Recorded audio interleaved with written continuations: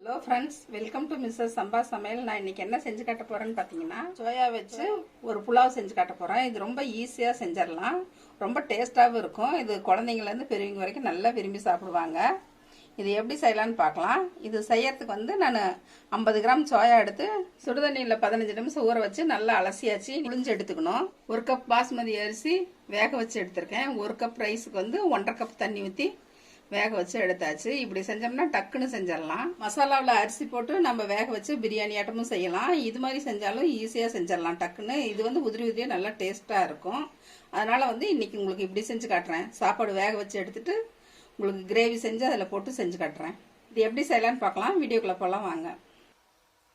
நெய் 2 ஸ்பூன் ஊற்றிக்கலாம்.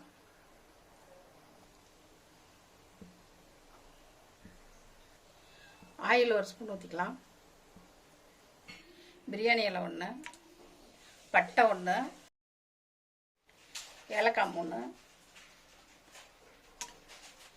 கிராம்பு 4, நட்சத்திரப்பூ 1,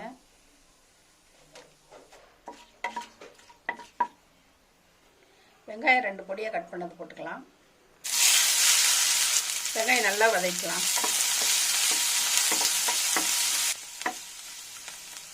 நல்லா புளிஞ்சு எடுத்துக்கலாம்.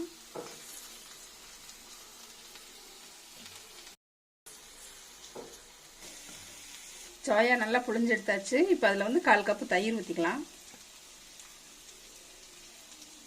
மஞ்சத்தூள் 1/4 ஸ்பூன் போட்டுக்கலாம். மிளகாத்தூள் 1/2 ஸ்பூன் போட்டுக்கலாம். உப்பு தேவையான அளவு போட்டு கலந்து வச்சிடலாம். சோயாவில் மசாலெலாம் போட்டு பிரட்டி வச்சாச்சு. இப்போ வெங்காயம் நல்லா வதங்கிடுச்சு. இஞ்சி பூண்டு பேஸ்ட் போட்டுடலாம். இஞ்சி பூண்டு பேஸ்ட் 1 ஸ்பூன் போட்டுக்கலாம். இஞ்சி பூண்டு பேஸ்ட் பச்சை வாசமாக நல்லா வதக்கியாச்சு. இப்போ தக்காளி போட்டுக்கலாம். 2 தக்காளி பொடியாக கட் பண்ணியிருக்கோம், அதை போட்டுக்கலாம்.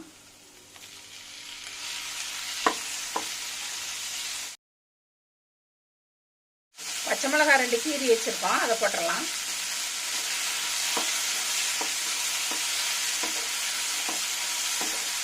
தக்காளி நல்லா வதக்கியாச்சு. எண்ணெய் பிரிஞ்சு வருது பாருங்க. இப்போ உப்பு போட்டுக்கலாம். ஒரு 1/2 ஸ்பூன் உப்பு போட்டுக்கலாம். மஞ்சத்தூள் 1/4 spoon, red chilli powder 1 spoon,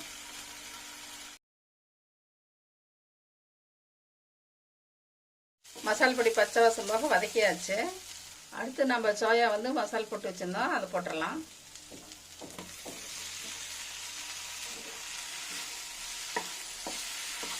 வெங்காயம் தக்காளியோட சோயா போட்டு நல்லா கிளறி விட்டுறலாம்.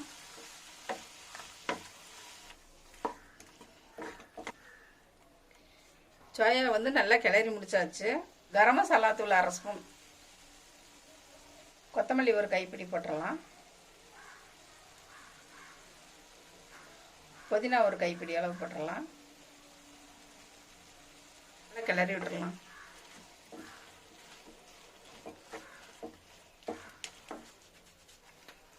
புதினா கொத்தமல்லி போட்டு நல்லா பரட்டி விட்டாச்சு.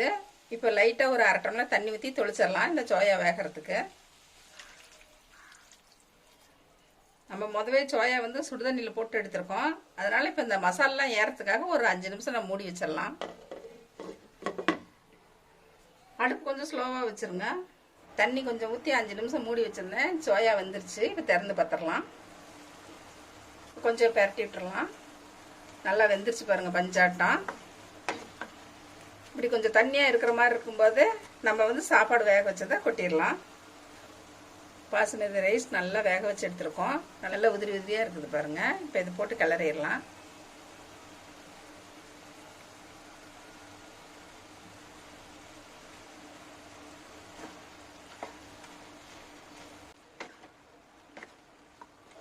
சாப்பாட்டில் மசாலாலாம் எல்லா பக்கமும் படுற மாதிரி நல்லா பரட்டிட்டுலாம். கிளறிட்டு உப்பு சரியாக இருக்கான்னு பார்த்துட்டு பத்தலைன்னா கொஞ்சம் போட்டுக்குங்க. மசாலா எல்லா பக்கமும் படுற மாதிரி சாப்பாடு கிளறியாச்சு. நம்ம டேஸ்டான சோயா புலாவ் ரெடி ஆகிடுச்சு. இப்போ இது ஒரு பவுலுக்கு மாற்றிடலாம். இந்த சோயா புலாவ் நீங்களும் உங்கள் வீட்டில் எல்லோரும் செஞ்சு பாருங்கள். இந்த ரெசிபி பிடிச்சதுன்னா மிஸ்ஸஸ் சம்பா சமையலுக்கு சப்ஸ்கிரைப் பண்ணுங்கள். மறக்காமல் பெல் பட்டனை கிளிக் பண்ணுங்கள். தேங்க்யூ.